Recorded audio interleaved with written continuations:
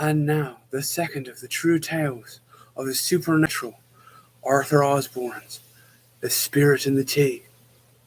It was a fine morning for my second day of the conference.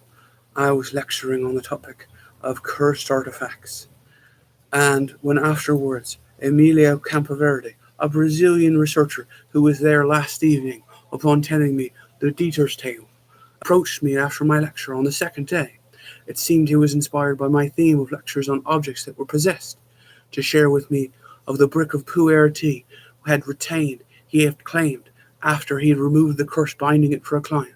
Afterward he had retained the brick of tea as a memento.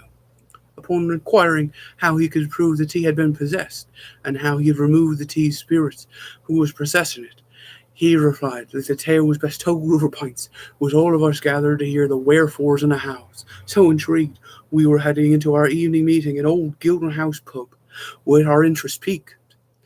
The crew arrived directly after the conference officially ended for the day, and with auctions on day 3, I was officially interested in Emilio's techniques from driving the spirits from his tea brick, so that I might try my hand at clearing some potentially lucrative objects I might win at bidding the next day.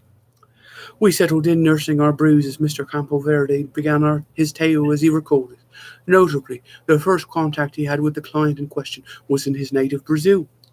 Before he had sought help clearing the brick of tea, he had tried various methods for ridding himself of the tea, notably selling, gifting, or even attempting to throw away the cursed brick, pressed and wrapped in ornamental fashion. The tea always found its way back to him. So exasperated was he that he found a Chinaman who was known for such interest in the area, an enthusiasm for tea, running a simple tea house. There he attempted to convince the man to open the tea to try some, hoping that he, unbeknownst to him, he should consume the tea himself and offer it to his customers perhaps. Before them both lay the tea on the bar, and upon careful examination of its tea and its wrappings, he proclaimed the tea possessed by an Oni. Not only could the tea not be consumed without absorbing the spirit, but in order to be rid of the brick and the spirit itself, the brick of pu'er needed to be purified, allowing the spirit to be cleansed and liberated. This was news to Emilio's client, even as his profession was to him, until the tea house owner directed him to consult with Emilio for further details. It was there the discussion began regarding how the process went. Many in the assembled crowd dearly wished to hear Emilio's technique, though dearly careful listening, they might refine or elaborate on their own craft. He tried several traditional methods, but it perplexed him as much as his client that a brick of Chinese tea should contain a Japanese oni. Based on some of the binding of this gentleman to the possession of the tea, his client he assumed some connection as an acquisition of the tea by his client initially. However, it was the case that he had found the tea brick in an old bookstore and for a great price. It was thrift that led him to make the purchase, as tea is typically expensive, and he liked often to try new things. How better to do so than an exotic brick of tea for a great price? The tea looked too good to open, neatly wrapped in ominous ornamental black paper with gilt-edged embossing. It looked rather luxurious and oddly poisonous, foreboding in its wrapping. It promised more than its steady state as an art object, and at first he was charmed to keep it as a paperweight. In time his fascination towards the tea brick grew, and it seemed increasingly that the tea had brought misfortune into his life from when he first encountered it. Grimly sitting on his table, it seemed as if it were weighing on his very chest. His possession was oppressive to his presence, and he felt he needed to be rid of it, not only by drinking it. It seemed at once too good and too bad somehow to drink, and after that initial aforementioned attempts to be rid of it, the man so encumbered by the sinister tea knew what he had to do. Working with Emilio, he followed up on research, and it came to pass that Mr. Camporedo theorized a new strategy to purify, cleanse, or liberate the tea from its dreadful legacy. He imagined that it might be possible to turn the tea brick into a talisman, and in so doing the ill destiny of the tea brick might be averted. It was fortunate that Emilio was an enthusiast in ancient supernatural culture.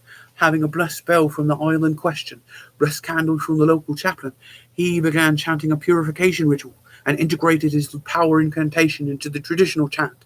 As his power incantation began to thrum around the room, the windows burst open with fierce winds. Though the candles surrounding the tea did not flicker or dampen with the additional wind, the circle was silent and yet crackled with energy. Something was unfolding, and it seemed to be the paper wrapper surrounding the tea brick. When lifted off, the tea brick looked rich and oily, dark, dense, and moist as the day it was pressed. In an instant and in a flash, the windows snapped shut, and as if the world snapped back into focus after its purification trance. The wrapper was back on the tea, but it had changed. No sign of the original folds in the paper were present. Instead, the paper was molded into an entirely new shape. It was obvious that the tea brick had changed, and for the better. It no longer had the malevolent energy emitting from it, though still the tea retained some ominous purport. It was obviously not the threat that it was just before the ceremony. Bringing glad news to the client, he was just as glad to be rid of the tea and the cursed object, and paid Emilio handsomely in comparison to his portion of effort, and bade him keep the tea, so he could put the matter of the demons of the tea behind him. The gathered assembled were experts and enthusiastic about supernatural encounters, and some among them maintained their skepticism regarding whether or not the tea was even really cursed in the first place. Amelia was prepared for this circumstance, and requested a modestly sized pitcher of boiling water from the waitstaff of the pub. As the overhearing conversation somewhat, they were equally curious as the listeners, and so provided that steaming pitcher straight away. Into the boiling pitcher the tea brick went, and immediately rich golden tea emerged from the brick. You could tell its potency, and all surrounding the scene were amazed. Emilio should be so wasteful with a brick of tea that could provide many dozens of cups, should it be used for one boiling pitcher of tea. Not only that, the wrapping was so lovely. Cups of tea were poured for those surrounding, and when the last drop had been poured from the pitcher, all could see it was as if the tea brick had never been touched. Protected by the technique of being turned into an amulet, yet able to produce rich cups of tea nonetheless, without obvious diminishment. The fellowship of supernatural enthusiasts were understandably wary regarding the nature of the tea so produced, and therefore careful regarding even sipping the tea. But even those who just inhaled the aroma found it to be faultless in their estimation. Those who chose to drink the tea with Amelia were transported to a scene of old. A lady of some esteem was weighing her undergarments down with stone. She dressed finely, and went to meet an officer who was making a gift of her of the tea in consolation for her husband's unwarranted execution. The lady, knowing full well that the officer was to blame, in seeking revenge, led him to a nearby deep well, where she embraced him, and did plunge into the well with him, pulling him down to his watery grave. The brick of tea sat on the edge of the well, until some youth happening by picked it up and traded it for a good bit of candy to a nearby merchant. There the tea brick went through a series of misfortunes, till it made its way to the bookstore, where Emilio's unfortunate client purchased it. Those who chose to drink the tea will never forget why the tea was cursed, nor the haunting flavors and aromas they witnessed. Still more drank of the tea that evening, and those that did, myself among them, found it difficult to discount the legacy of that spirited brew, and to doubt the purification that tea underwent. And as afterwards no harm befell them from that encounter anyway, and you could tell that the lady of the tea had been satisfied with how Emilio told her tale. As for me, I was glad to witness a redemptive journey, which spanned decades leading up to some very fine cups of tea. And the final day of the conference was tomorrow, and I knew that the auction plan held secrets to uncover, and as always, I was open and eager to explore them to the fullest extent permitted. And that concludes The Spirits in the Tea, the second tale of Arthur Osbourne's true tales of the supernatural. And we hope you'll join us for many more tales, and this type of many others. And here's hoping this is a wonderful and fine evergreen Halloween for all of our dear friends. Yes, indeed.